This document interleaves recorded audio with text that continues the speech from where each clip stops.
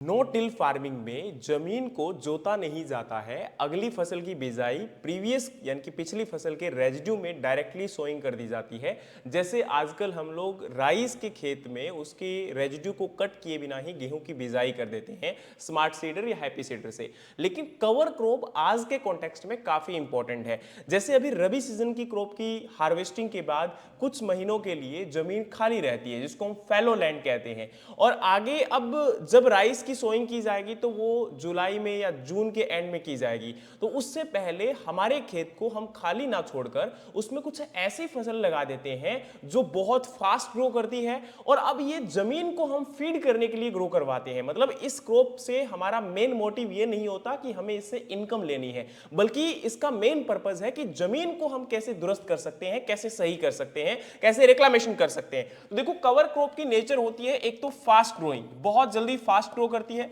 दूसरा, ये कहीं ना कहीं नाइट्रोजन फिक्सेशन क्रॉप होती है, यानी कि इनकी जड़ों में ऐसे नोड्यूल्स प्रेजेंट है जो कि नाइट्रोजन फिक्सेशन करते हैं, पर्यावरण की नाइट्रोजन को मिट्टी में एड ऑन करते हैं। तो जिससे हमारी मिट्टी की जो नाइट्रोजन अमाउंट है उसमें गुणवत्ता में सुधार होता है, उसकी सेल्फ फर्टिलिटी इंप्रूव होती है।